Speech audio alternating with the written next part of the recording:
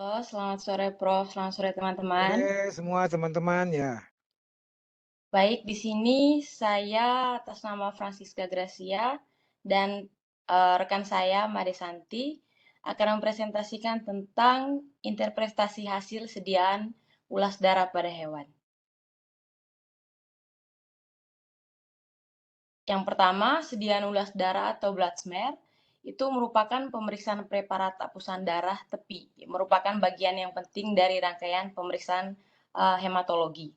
Terus, keunggulan dari pemeriksaan hapusan darah tepi ini adalah mampu menilai berbagai unsur sel darah tepi seperti morfologi sel, baik itu eritrosit, leukosit maupun trombosit juga. Juga menentukan jumlah dan jenis leukosit serta mengestimasi jumlah trombosit dan mengidentifikasi apakah ada parasitnya atau tidak. Next. Yang berikut teknik slide atau glass slide blood film method. Yang pertama, siapkan 2 buah kaca objek yang bersih, bebas lemak, dan jangan dipegang di bagian tengahnya. Kemudian, sebanyak 0,5 sampai 1 tetes darah ditaruh di bagian ujung kaca objek. Ini perlu diukur untuk menghasilkan ulasan darah yang bagus. Jadi nanti bisa terbentuk dengan bagus dia. Kemudian kaca objek yang satunya digunakan sebagai pengulas dengan cara posisi sudut 30 sampai 45 derajat Celcius derajat supaya bisa mengulas bagian kaca objek yang satunya yang sudah berisi darah. Kemudian, posisi kaca objek pengulas dimundurkan sehingga menyentuh bagian darahnya. Dan kemudian kaca pengulas dimajukan dengan kecepatan tertentu sehingga dihasilkan ulasan darahnya. Ini harus pelan-pelan biar hasilnya bagus. Yang berikut pewarnaan. Jadi untuk evaluasi mikroskopi seluler ini menggunakan pewarnaan Wright atau pewarnaan Wright yang dikombinasikan dengan Gimsa. Yang berikut ada evaluasi eritrosit. Jadi eritrosit ini diproduksi di sumsum tulang melalui proses yang disebut dengan eritropoiesis yang diatur oleh mekanisme penginderaan oksigen. Jadi eritropoietin ini merupakan sitokin yang diproduksi di ginjal, diproduksi sebagai respon terhadap tekanan oksigen darah yang rendah. Kemudian eritropoietin ini kemudian berikatan dengan reseptor dari eritropoietin pada sel prekursor eritrosit. Kemudian aktivasi reseptor memberikan sinyal pada berbagai jalur yang memungkinkan prekursornya untuk berdiferensiasi maksudnya menjadi eritrosit matang. Santai, Kemudian, santai, Gracia santai aja. Atur nafas santai aja. Ya, nggak apa-apa, salah dikit sih biasa itu. ya baik Prof. Kemudian, proses pematangan meliputi yang pertama ada pembelahan sel, kemudian penurunan dari ukuran sel dari sel besar menjadi sel yang kecil, kemudian hilangnya organel, dan pada mamalia itu kehilangan inti selnya. Kemudian pengembangan membran yang mampu bergerak melalui mikrosirkulasi dan produksi serta akumulasi hemoglobin. Kemudian kita semua tahu fungsi utama dari eritrosit ini adalah untuk transportasi hemoglobin yang membawa oksigen dari paru-paru ke jaringan untuk mendukung proses metabolismenya. Next, yang berikut ini ada gambar eritrosit. Yang pertama ada eritrosit mamalia itu dia tidak berinti. Jadi tidak seperti vertebrata yang lain itu tidak memiliki inti. Untuk bentuknya sendiri, eritrosit itu berbentuk bulat dan sebagian besar itu bikonkav. Itu untuk spesies mamalia, kecuali keluarga Camelidae seperti ilama, unta, dan juga alpaka, yang merupakan yang dimana bentuk dari eritrosit mereka ini elips atau berbentuk oval. Kemudian, bikonkavitasnya ini menyebabkan pewarnaan sel darah merah tampak memiliki seperti ada bagian tengah sebagai bagian pusatnya, karena pengamatan melihat lebih sedikit hemoglobin di daerah ini.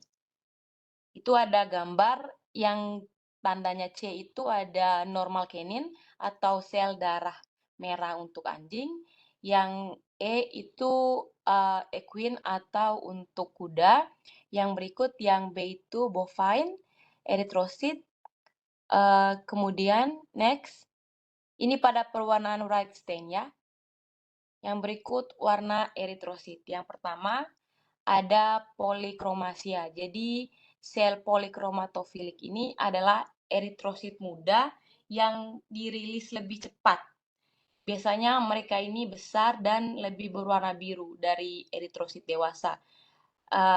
Warna biru hasil ini merupakan ribosom dan mitokondrianya yang masih terdapat pada sel yang belum matang. Kehadiran atau tidak adanya eritrosit ini sangat penting untuk mengetahui status anemia. Kemudian, jika belum dewasa, sel dilepaskan, kemungkinan penyebabnya itu adalah anemia, yang mana kehilangan darah atau kerusakan darah. Kemudian dengan upaya sumsum tulang untuk tetap menghasilkan sel darah ini, makanya sel darah muda yang belum matang ini dikeluarkan. Next. Yang berikut ada hipokromasia. Yang ini sel darah merah hipokromik berwarna pucat dan semakin pucat di bagian tengahnya akibat dari penurunan konsentrasi hemoglobin. Ini biasanya karena defisiensi dari zat besi. Salah satu hal yang membedakan sel ini, dia lebih berbentuk mangkruk, dia lebih berbentuk seperti mangkok, atau selnya seperti ada lubangnya yang tidak signifikan. Kemudian, sel-sel berbentuk mangkuk ini memiliki daerah pusat yang jelas dan memiliki sisi tepi yang lebih tebal dari yang biasanya. Next. Yang berikut ukuran dari eritrosit. Ukuran eritrosit atau yang disebut dengan anisositosis. Yang pertama ada mikrositik eritrosit. Jadi penyebab dari adanya mikrositik eritrosit ini adalah anemia yang disebabkan oleh defisiensi dari zat besi. Jadi MCV yang turun adalah ciri khas dari anemia tersebut. Dalam beberapa pasien kekurangan zat besi, MCV mungkin normal meskipun hewan memiliki populasi mikrositik selnya. Kemudian, sel tidak mendapatkan konsentrasi hemoglobin normal karena kekurangan zat besi tadi. Selain itu, cacat membran yang sering menyebabkan kelainan seperti mikrositik eritrosit ini, dan kemudian penyimpanan darah pada suhu kamar selama lebih dari 24 jam sebelum analisis dapat mengakibatkan peningkatan palsu pada MCV. Dengan demikian menutupi mikrositosis yang disebabkan oleh defisiensi zat besi ini semakin kelihatan. Yang berikut ada eritrosit makrositik, kebalikan dari yang pertama tadi. Jadi penyebab yang paling umum ini adalah peningkatan jumlah eritrosit imatur. Itu bisa disebabkan misalnya kalau pada kucing itu terjadi pada kasus infeksi feline leukemia virus atau FELV atau feline immunodefisiency virus. Terus pada beberapa obat yang bisa dipakai itu sifatnya sebagai antikonvulsan seperti fenobarbital, phenytoin, dan primadon telah dianggap mampu menginduksi dari eritrosit yang makrositik ini. Yang berikut bentuk eritrosit atau yang kita kenal dengan poikilosit. Bentuknya ini ada beberapa, jadi saya bahas dari yang paling pertama, yaitu sel polikromatofilik atau yang pertama ini ada sitosit dan keratosit. Jadi sitosit biasanya hasil dari pemotongan sel darah merah ini mengalami trauma intravaskular. Hal ini dapat diamati pada hewan dengan masalah koagulopati intravaskuler. Kemudian akibat dari eritrosit yang rusak oleh untaian fibrin dengan neoplasma vaskular, misalnya pada kasus hemangiosarkoma dan defisiensi zat besi. Ketika satu spikula hadir pada sel-sel ini biasanya disebut induk apel. Induk apel ini yang biasa disebut dengan keratosit. Jadi, proyeksi dari keratosit, kemudian fragmen dari eritrosit sehingga terbentuknya sitosit. Jadi cikal bakal dari sitosit ini adalah keratosit itu sendiri. Situ ada gambarnya, gambar paling atas ada sitosit dan gambar yang kedua itu yang bagian bawah itu keratositnya. Yang berikut ada acantosit itu atau biasa disebut dengan spur cell. Ini Akantosis, Gracia. Akantosis bukan acan. Oh ya, Akantosis. akantosit ya. Ya. Akantosit atau spur cell adalah eritrosit yang tidak beraturan dengan permukaannya itu berbentuk seperti ada tonjolan dan permukaannya yang tidak merata. Jadi akantosit ini terjadi melalui dua mekanisme. Yang pertama, mereka mungkin hasil dari perubahan konsentrasi kolesterol atau fosfolipid di membran sel darah merahnya. Dan kemudian mereka juga terkait dengan sidra mekanis. Kembali lagi seperti yang sebelumnya, yaitu akibat trauma vaskuler dengan hemangiosarkomanya.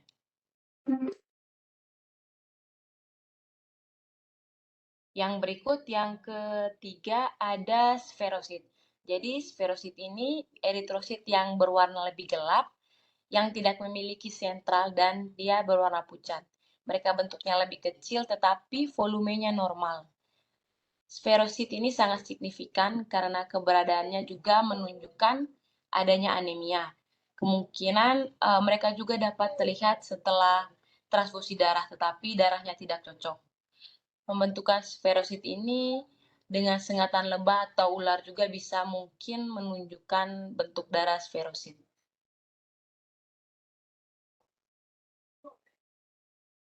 Yang keempat ada eksentosit. Yang ini termasuk pergeseran hemoglobin menuju salah satu sisi selnya. Dia berbentuk pucat dan zona bening yang dibatasi oleh membran itu terlihat. Kemungkinan mereka terkait dengan kerusakan oksidatif, terutama pada anjing yang menelan bawang atau pada kuda yang dikaitkan dengan konsumsi layu merah atau yang makan daun maple. Next. Yang kelima ada leptosit. Jadi leptosit ini eritrosit yang telah mengalami perubahan rasio permukaan terhadap volume, di mana terjadi kelebihan membran relatif terhadap isi bagian internalnya. Sel sasaran juga disebut sebagai kondosit dan dia berbentuknya tipis. Bentuknya persis seperti mangkuk dengan area pusat hemoglobin yang padat. Dan di bagian tengahnya itu pucat maksudnya. Yang berikut struktur eritrosit. Yang pertama ada Heinz body.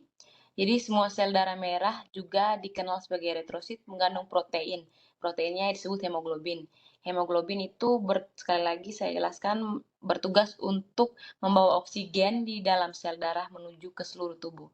Ketika hemoglobin terkena elemen beracun, itu bisa menjadi didenaturasi atau dia rusak. Proses denaturasi ini membuat tidak berfungsi lagi proteinnya. Kemungkinan hemoglobin terdenaturasi ini di dalam sel darah merah disebut sebagai badan Heinz atau Heinz body. Itu di situ ada gambar dari bentuk Heinz body-nya. Yang berikut ada basophilic stippling. Jadi agregasi in vivo dari ribosom menjadi butiran basofilik, kecuali basofilik kecil yang disebut dengan basophilic stippling. Biasanya basofilik ini dikaitkan dengan eritrosit yang belum matang pada ruminansia dan terlihat lebih jelas pada kucing dan anjing dengan anemia. Yang berikut eritrosit berinti. Jadi, peningkatan jumlah eritrosit dengan nukleus berhubungan dengan anemia degeneratif dan pelepasan sel-selnya sebagai bentuk dari hipoksia atau kekurangan oksigen. Peningkatan konsentrasi eritrosit berinti juga dapat terjadi pada hewan dengan tidak berfungsinya limpa atau pada kasus kortikosteroid endogen dan eksogen itu mengalami peningkatan. Kemudian peningkatan eritrosit berinti di luar propersinya ini disebabkan oleh tingkat anemia. Biasanya karena hewan mengonsumsi timbal, tapi tidak semua case dengan konsumsi timbal bisa menyebabkan eritrosit berinti. Kemudian pada kucing, kehadiran eritrosit berinti tanpa adanya polikromasia ini biasanya merupakan indikasi dari penyakit myelodysplasia atau penyakit myeloproliferatif. Next, yang berikut ada tubuh Howell-Jolly. Jadi ini sisa-sisa nukleus dalam eritrosit disebut Howell-Jolly body. Jadi peningkatan konsentrasi ini dikaitkan dengan anemia regeneratif, splenektomi, dan fungsi limpa yang berkurang, berbentuk bulat, kecil, dan inklusi, serta warnanya seperti warna biru tua.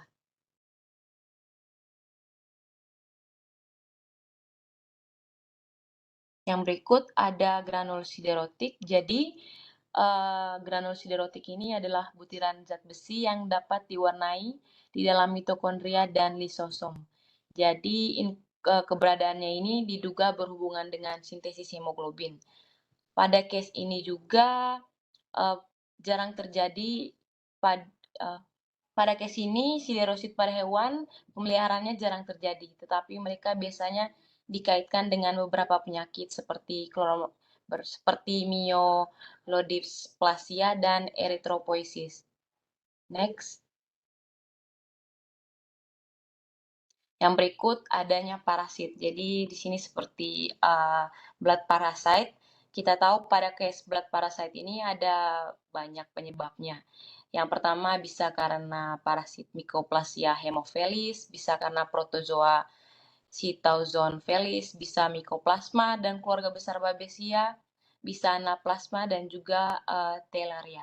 Jadi di sini ada beberapa gambar. Yang pertama ini yang disebabkan oleh Mycoplasma haemocanis, kemudian yang sebelahnya ada Mycoplasma wenyoni. Untuk parasitnya sendiri yang pada gambar 620 itu yang ditunjuk arah panahnya itu, Prof. Ya, yang itu. Kemudian yang Parasitnya apa berikut, tuh? Sorry. Parasit yang ditunjuk panah hitam tuh apa tuh parasitnya? parasit yang ditunjuk panah hitam itu Ya di slide sebelumnya. Ya Mycoplasma itu. haemocanis, Prof. Koplasma hemokanis. Haemocanis. Ya. Oh ya. Coba nanti cek lagi ya. Kok kayaknya besar banget ya. Setahu saya mikroplasma nggak sampai sebesar itu. Coba nanti cek lagi ya. Oh ya, Nah baik. ini gambar-gambarnya diambil dari mana nih? Dari hematologi manusia atau hematologi veteriner? Hematologi Gambar veteriner, Prof. veteriner ya. Jangan diambil Ya. dari hematologi manusia. Karena nanti penilaiannya bisa berbeda. Ya. Ya, Oke. Prof. Very good. Lanjut. Oke, yang berikut ini ada keluarga besar Babesia yang di sebelah kiri. Pada gambar A itu disebabkan oleh Babesia canis.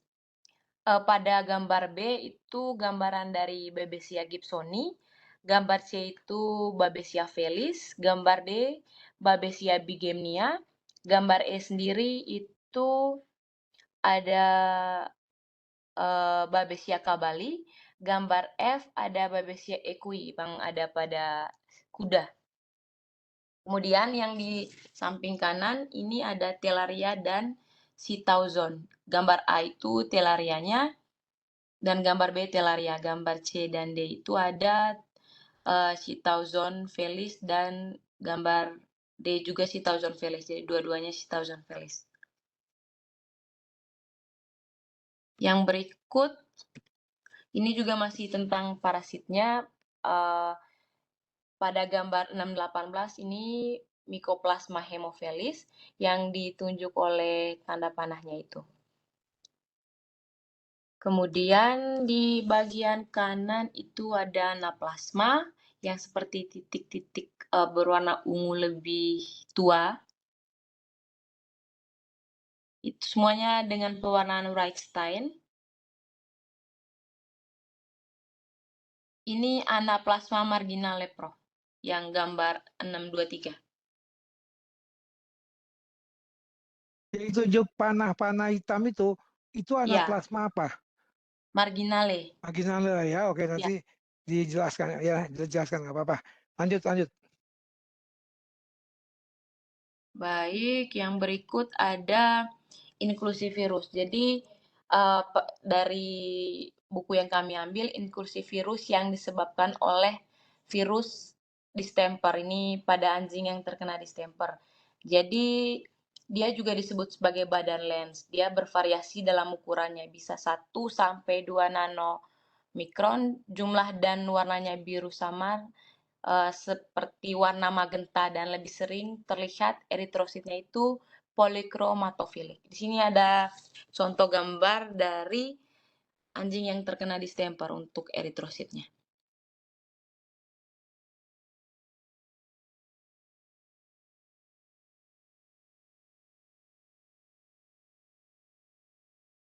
Oke, baik. Selanjutnya akan dijelaskan oleh rekan saya.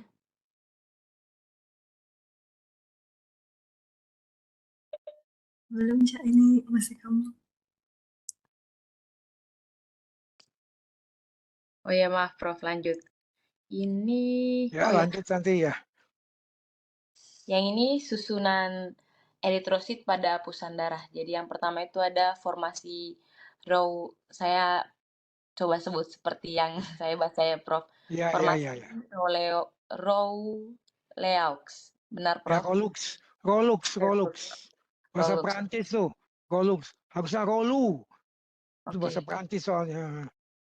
Formasi Rawleux ini Ya, merupakan peningkatan konsentrasi protein plasmanya, seperti peningkatan dari fibrinogen dan juga imunoglobulinnya. Di situ ada gambar yang ditandai dengan tanda panah. Ini contoh dari formasi Rawleux pada kuda. Peningkatan pembentukan Rawleux ini sering menunjukkan gamopati atau hewan dengan multiple myeloma dan kanin erlisiosis. Kanin erlisiosis ini juga merupakan salah satu dari parasit darah. Yang berikut aglutinasi. Ini aglutinasi eritrosit menghasilkan bentuk yang tidak teratur. Ada yang bulat gumpalan karena sel ini berhubungan dengan antibodi. Jadi aglutinasi ini sangat menunjukkan anemia hemolitik yang dimediasi oleh imun. Tetapi juga dapat terlihat pada case transfusi darah namun darahnya tidak cocok. Ini ada gambar 627 itu dari mediasi imun. Kemudian gambar yang 626 itu ada anemia juga, anemia hemolitik.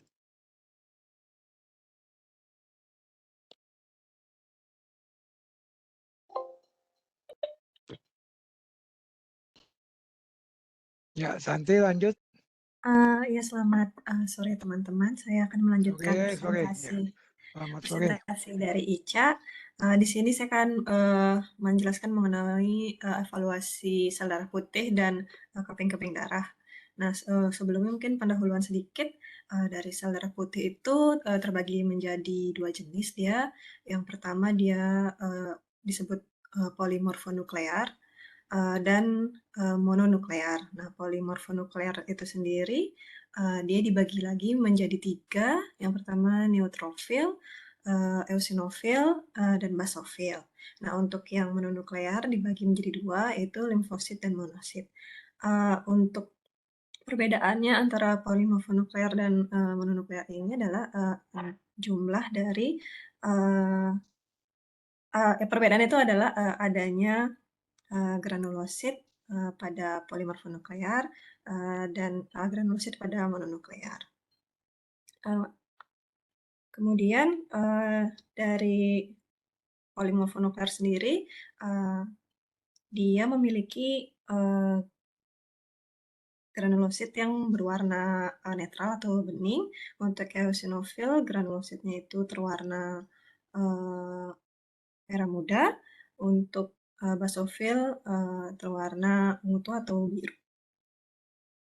Kemudian dalam evaluasi leukosit ini bisa diamati biasanya itu adanya bentuk-bentukan yang abnormal pada leukosit, kemudian adanya sel-sel asing seperti sel blast, kemudian dia itu ukurannya diamati, kemudian adanya benda-benda asing di sitoplasma ataupun di intinya seperti parasit darah atau badan inklusi. Kemudian untuk trombosit, trombosit itu biasanya diamati ukurannya. Biasanya yang dewasa itu diameternya itu lebih kecil daripada yang masih muda.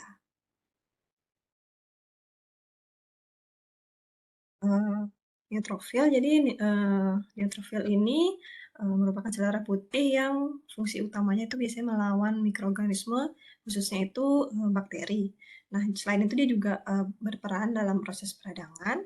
Nah, neutrofil sendiri ini bisa dilihat di gambar, yang neutrofil dewasa itu dia intinya itu terbagi menjadi 3 sampai 5 segmen normalnya. Nah, untuk yang di sini gambarannya ada gambar band neutrofil atau neutrofil muda. Jadi dia bentuk inti selnya itu seperti tapak kuda. Dan untuk band neutrofil ini sebenarnya kalau ditemukan dalam dalam sirkulasi atau dalam apus darah ditemukannya itu biasanya masih normal jika ditemukan masih sedikit. Dan untuk yang selanjutnya itu ada metamilosit. Nah, untuk metamilosit sendiri pada hewan dia jika ditemukan itu merupakan suatu tanda-tanda abnormalitas. Nah, untuk yang di bawah ini itu jenis neutrofil, tapi biasanya pada hewan-hewan seperti burung, reptil, ikan, atau mungkin beberapa spesies mamalia kayak kelinci, hamster seperti itu. Disebutnya itu heterofil, di mana dia itu punya sel-sel granula yang warnanya itu sedikit kemerahan.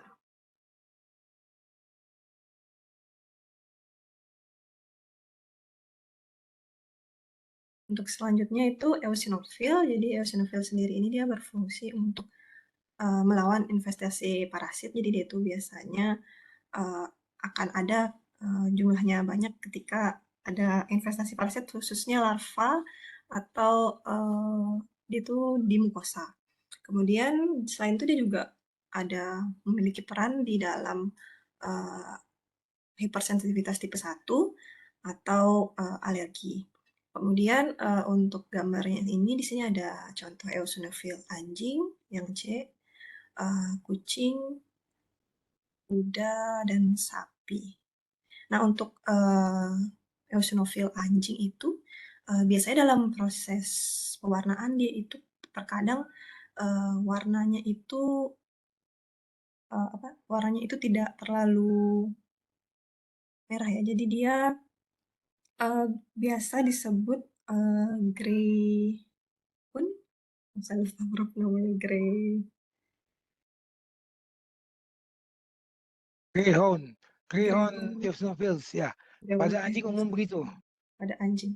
Jadi dia ikut terbawa granulnya itu dalam proses pewarnaan, jadi sehingga terlihatnya dia enggak seperti eosinofil pada umumnya. Kemudian untuk basofil, jadi untuk basofil fungsinya itu biasanya penelitian-penelitian itu masih sedikit belum diketahui.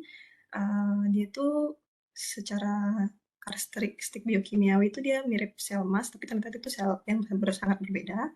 Kemudian untuk basofil ini ukurannya itu dia lebih besar daripada neutrofil. Jadi bisa dilihat yang ini contoh di tengah-tengah itu gambar neutrofil, dan untuk basofil itu ini pada anjing, kucing, anjing. Ini basofil pada hewan besar.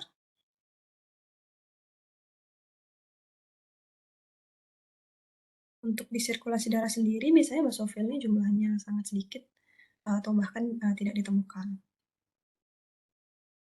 Untuk selanjutnya limfosit. Nah, limfosit sendiri ini fungsinya dia dalam imunitas tuh kebagi jadi dua. Jadi ada limfosit B yang fungsinya pada sistem imun humoral dan limfosit T pada sistem imun seluler. Nah, limfosit sendiri dia itu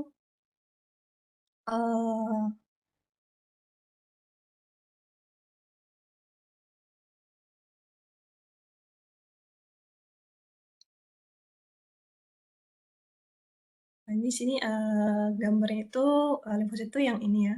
Jadi untuk perbandingannya dengan neutrofil ukurannya mungkin sedikit lebih kecil, namun ada pengecualian. Kalau di sapi ukuran limfositnya itu hampir mirip dengan neutrofil.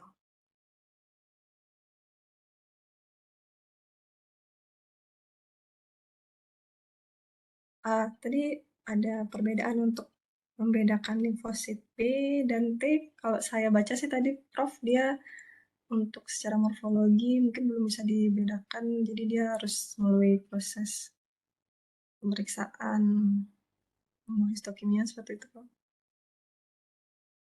Kemudian untuk monosit, jadi monosit ini biasanya pada jaringan dia disebut makrofag dengan fungsinya itu di fagositosis. Dan monosit sendiri ini dia merupakan sel darah yang sering salah diidentifikasi dalam dunia veteriner karena dia itu jumlah bentukannya itu beragam banget di setiap hewan. Jadi di sini perbandingannya dengan neutrofil ya, ukuran itu lebih besar. Terus dia tuh kadang intinya segmennya intinya tuh ada yang bersegmen, ada yang enggak, kadang kayak tapak kuda. Terus ini dia juga kayak apa? Tidak rata seperti itu pada intinya, pada dinding selnya. Kemudian mungkin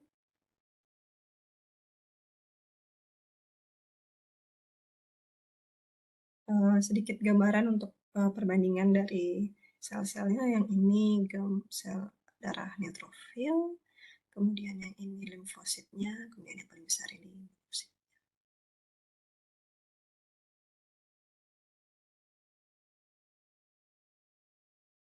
Kemudian kelainan-kelainan yang bisa ditemukan, yang pertama itu ada left shift, jadi dia itu jumlah neutrofil muda dalam sirkulasi darah itu meningkat. Jadi di sini kan ditemukan neutrofil muda, jadi neutrofil muda itu ditandai dengan sel inti selnya itu belum bersegmentasi. Jadi kan kalau yang udah dewasa itu terbagi jadi 3 sampai 5 segmen. Kalau yang ini dia segmennya belum terbentuk karena dia masih muda.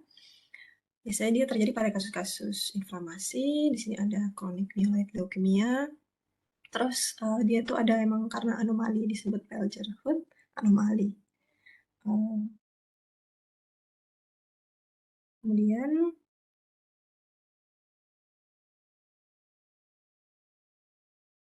untuk Pelger-Hood anomalinya saya nggak masukin gambarnya, Prof.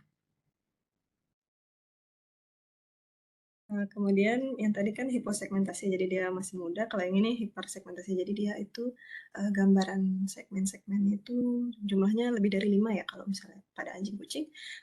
Tapi ada pengecualian juga pada kuda. Kuda itu dia segmen lebih dari 5 tuh terkadang normal, masih normal. Jadi dia normal itu kalau segmennya tuh lebih dari 7. Nah, untuk kasus-kasusnya itu biasanya ditemukan pada kasus myeloid neoplasma. Sekarang dia juga sifatnya itu idiopatik. Jadi sebenarnya hipersegmentasi ini dia itu ada dalam proses penuaan. Jadi sebenarnya jumlahnya itu dia itu pasti akan ada pada hewan-hewan yang berusia tua seperti itu. Untuk selanjutnya ada fomi basofili. Biasanya dia itu neutrofilnya itu seperti di sitoplasma itu seperti ada busa atau kabut-kabut yang berwarna kebiruan. Ini disebabkan oleh adanya retikuloendoplasma kasar yang jumlahnya cukup banyak, dan dia itu biasanya terjadi pada kasus-kasus sepsis.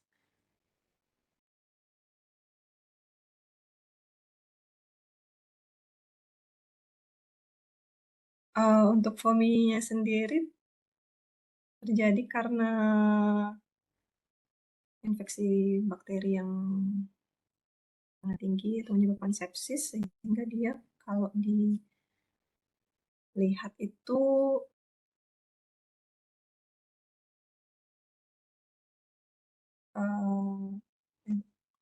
saya mungkin masih kurang paham kalau yang ini, Prof. Ya, ya nanti aku bahas, nanti aku bahas. Oke, Nah, oke. Prof. Kemudian ada giant neutrophil. Jadi ukuran neutrofilnya itu lebih besar daripada normalnya. Ini mungkin contohnya gambarnya yang besar, ini yang neutrofil ukuran normal. Dan biasanya itu diikuti juga dengan kasus hipersegmentasi. Ini biasanya juga terjadi pada kasus-kasus yang sepsis. Di sini contohnya dia terjadi pada kasus Pyometra pada anjing. Kemudian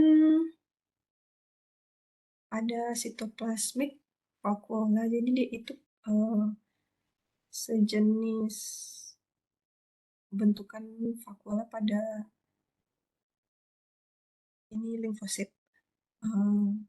Dia itu biasanya terjadi pada kucing, kemudian biasanya dia karena ada kelainan metabolisme. Kemudian ada leukoagglutination. Jadi untuk gambaran limfositnya itu dia bergerombol.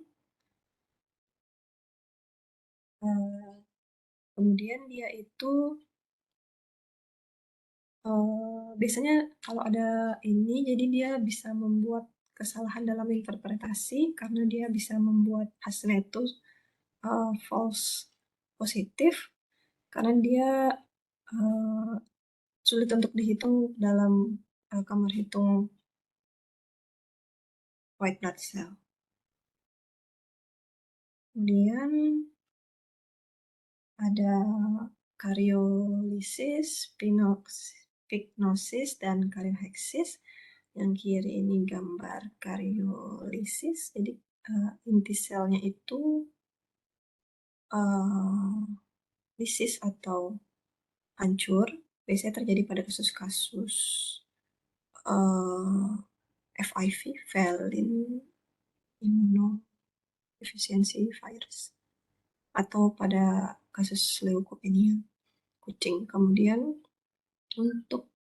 mungkin kalau untuk yang ini bisa dijelaskan di presentasi selanjutnya yang mengarah ke pemeriksaan sumsum tulang lebih jelasnya, karena biasanya dia lebih sering ditemukan di sana daripada di peredaran darah. Selanjutnya biasanya ada agen infeksius yang ditemukan pada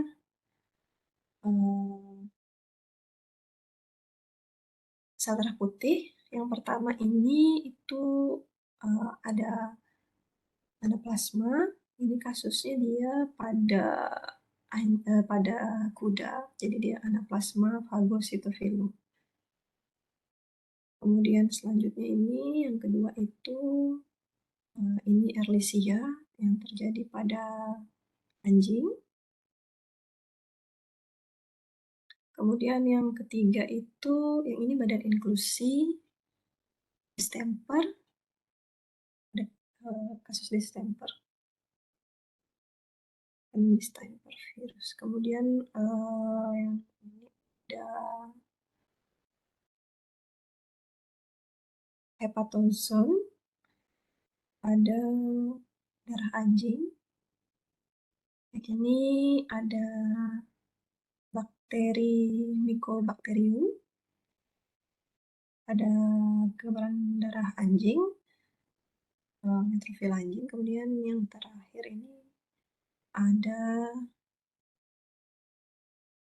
bakteri yang bentuknya kokus. Biasanya ini ditemukan pada kasus sepsis, jadi dia sudah bakteri ini difagosit oleh neutrofilnya. Untuk selanjutnya ada trombositosis atau peningkatan jumlah trombosit.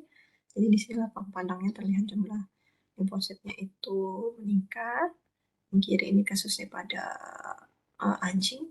Jadi anjingnya itu di sini dia kena dia operasi pengangkatan limpa atau splenektomi. Kemudian yang di kanan ini dia kasusnya terjadi pada kucing. Trombositosis terjadi pada kucing karena dia mengalami kalau di sini nggak dijelasin dia Splenektomi menyebabkan apa? Kalau untuk splenektomi itu pengangkatan limpa, di limpa sendiri itu dia ada fungsinya dalam Coba lihat aja Santi di gambarmu itu. Splenektomi, tadi bilang splenektomi itu di gambarmu itu. iya, Apa yang terjadi di situ? Coba perhatiin. Cermati apa yang terjadi di situ. dia Itu terjadi banyak sel-sel kosong, lihat nggak? Yang namanya sel hantu atau ghost cells. Sel hantu. Nah, kenapa tuh bisa ada sel hantu? Penyebabnya apa? karena karena di spleen itu salah satu tempat eh, Hmm? pembentukan sel darah merah kan dia diangkat, Prof. Terus sel Jadinya darah merah dibentuknya di mana? Di spleen atau di sumsum? eh, sel darah merah bisa di sumsum sebenarnya kebanyakan, cuman bisa juga di spleen pada hewan muda seperti itu. Ya, di spleen itu istilahnya tempat buat deposisi eritrosit, ya, spleen. Ya, deposisi eritrosit sementara dia. Cadangan gitu loh, supaya cepat dipakai kalau ada apa anemia, cepat ada respon cepat, ya. Makanya kalau sprintnya kamu diangkat, apa yang terjadi, coba lihat gambar itu. Banyak sel ghost. Sel apa tuh menjadi sel ghost? Sel darah merah. Kenapa dia bisa jadi sel ghost? Ya betul, eritrosit tuh. Kenapa dia bisa begitu? Ini eritrosit di mana? Di limpa atau di sel di darah? Di darahnya. Di darah. Kenapa bisa gitu ya, Nurul ya? Atau yang lain boleh bantu dari Rama, Pelagan, Nurul, yang lain boleh bantu.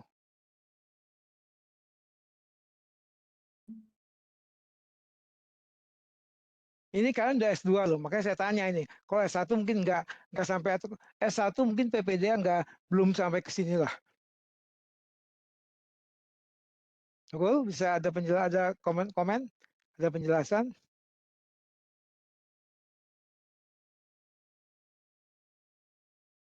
Apa fungsi limpa? Nah, kita kembali ke fisiologi limpa dulu.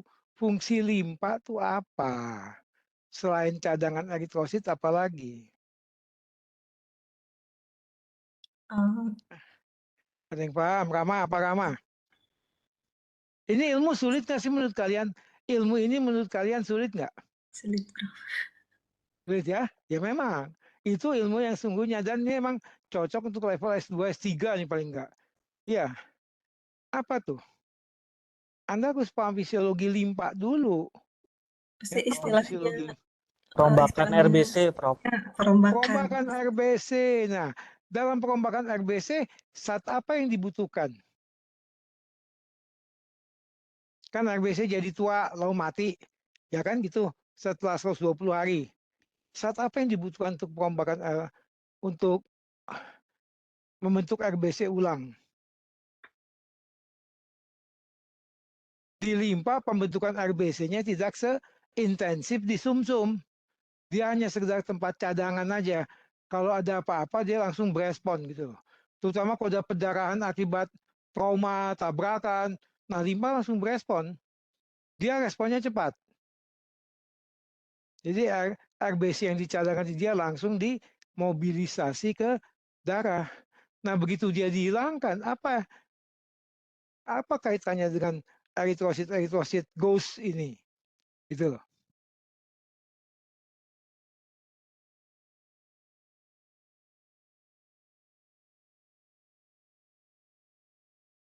Ada yang paham? Mungkin bisa bantu mah Pelagan. Gan, bisa bantu nggak Gan? Saya takut salah nih, Prof. Gak apa-apa. Kita belajar Gan. Kalau Mungkin kamu karena kan kok kamu udah benar, buat apa belajar lagi ya nggak? mungkin jawaban dari saya karena kan spleen atau limpa itu kan salah Hmm, satunya adalah merombak sel-sel darah merah yang sudah ya. tua. Karena dia Nah, sudah diangkat, mungkin sel-sel darah merah ini jadi gosel karena apoptosis atau mungkin mungkin aja dihancurkan oleh tubuh karena kan sudah tidak diperlukan. ya, ya pertama bisa sel darah merah ini banyak yang mati. Kedua, di limpa, kalau limpa itu diangkat, apa aja yang hilang untuk tubuh? Zat apa aja yang hilang? yang justru dibutuhkan tubuh. Begitu dia diangkat. Rama, bisa bantu Rama. Kalau dia diangkat, apa aja yang hilang?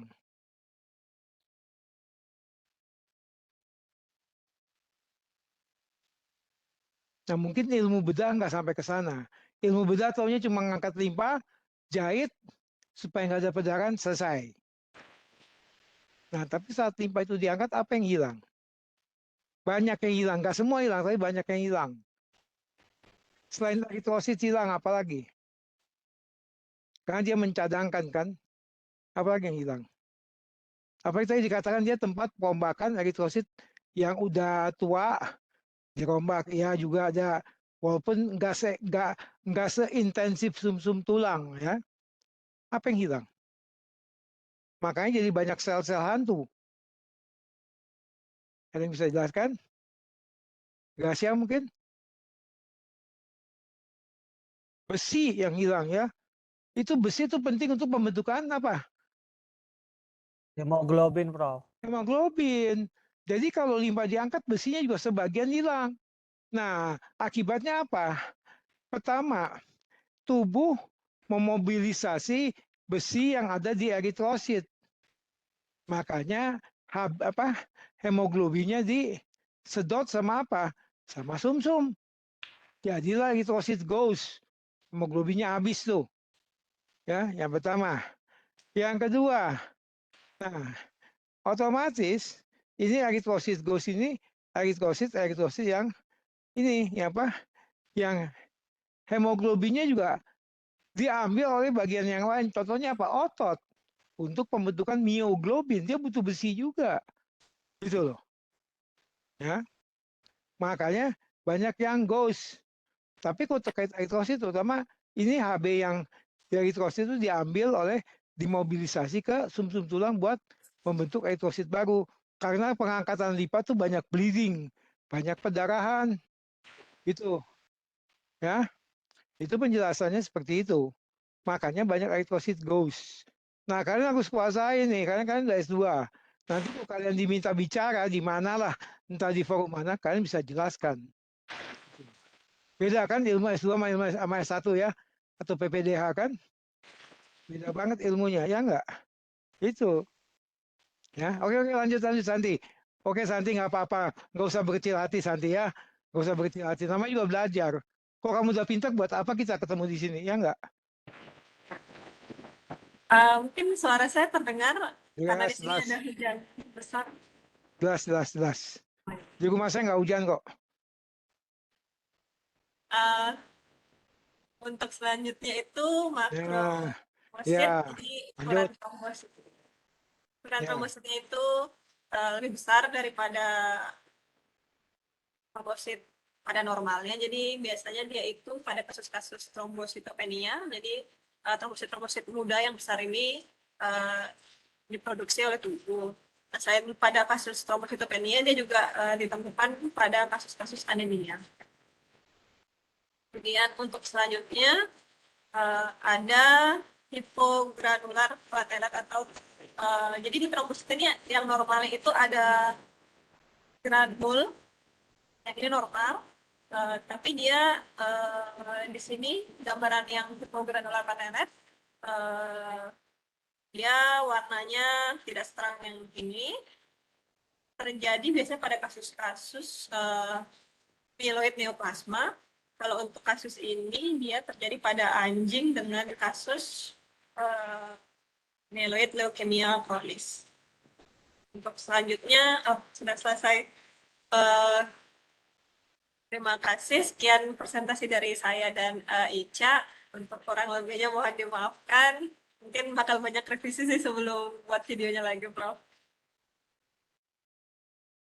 Nah, udah bagus kok. Presentasinya udah baik banget ya ini. Gambarnya juga beda, tampilannya juga beda. Artinya apa? Artinya ada masukan-masukan baru buat saya pribadi dan buat kalian juga. Jadi kalian nggak terpaku apa yang saya kasih di kuliah tempo hari. Ini ada masukan baru. Bagus ini, nggak apa-apa. Ya. Dan saya rasa ini kalau untuk diupload di YouTube udah sangat baik. Ya. Tapi gini, nanti saya kasih video ini kalian bisa edit videonya bagi dua. Video ini sama video yang nanti. Ya, masing-masing diupload ke YouTube.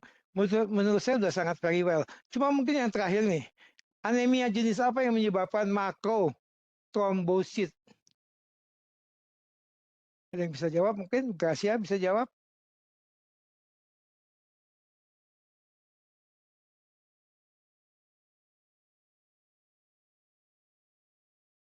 Pada makrotrombosit ya. Apa tuh makrotrombosit? Trombosit apa? Muda atau dewasa? Udah, Prof. Nah, coba apa kaitannya sama anemia? Ya, makrotrombosit apa kaitannya?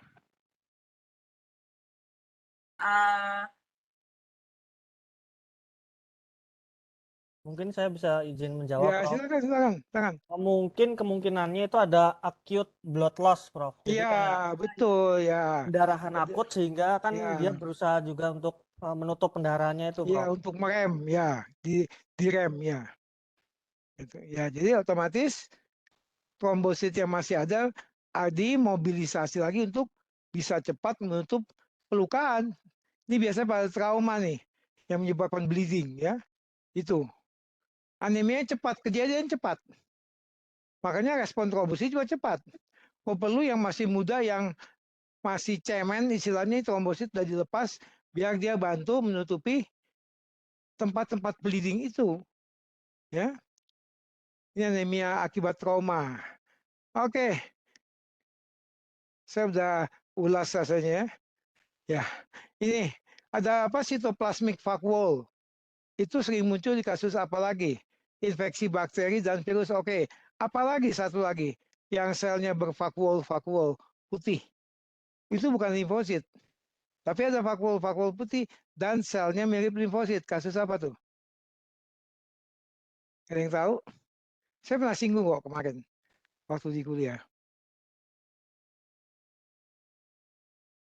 Selnya bukan limfosit, tapi sangat mirip dengan limfosit dan banyak granul putih di selnya. Di sitoplasmanya maksud saya. Ada yang tahu? Monosit, Prof. Bukan ya? Bukan, enggak. Degeneratif. Bukan. TVT. Oh, Tumor transmissible. Coba nanti saya kali kuliah saya. Sum-sum tulang. Tuh apa di mana ya? Ada nggak saya? Apa saya udah kasih belum? Saya lupa tuh. Kalau belum ya mungkin nanti di ini kuliah sitologi nanti mungkin di kuliah terakhir tuh. Ya. Oke. Juga ada FOMI. Apa tuh FOMI?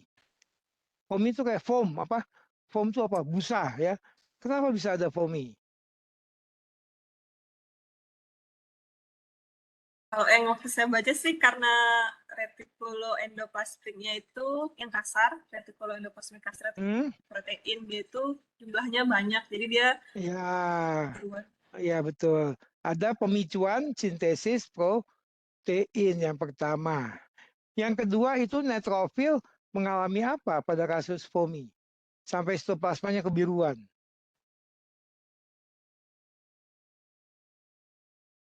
Ada yang paham? Ya, ada yang bisa jawab? Silakan.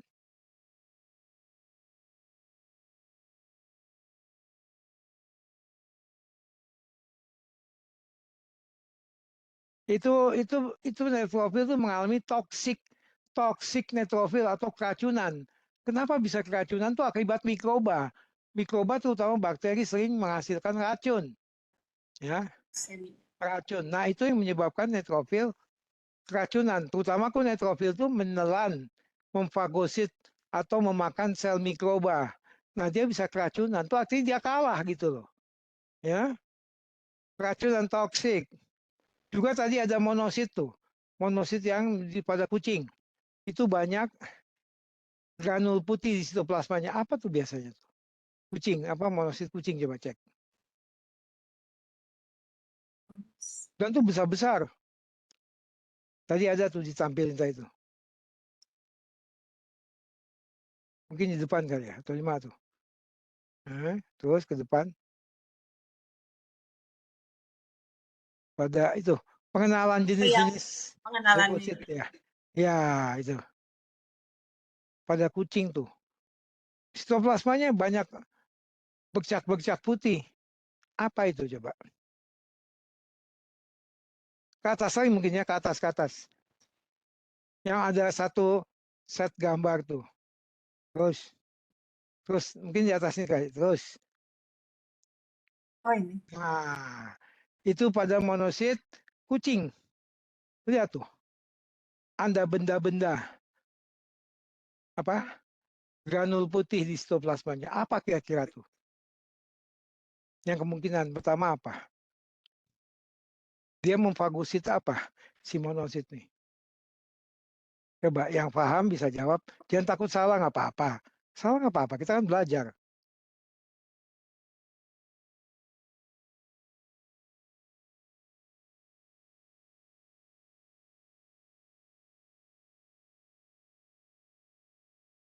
Rama? Gracia? Nurul?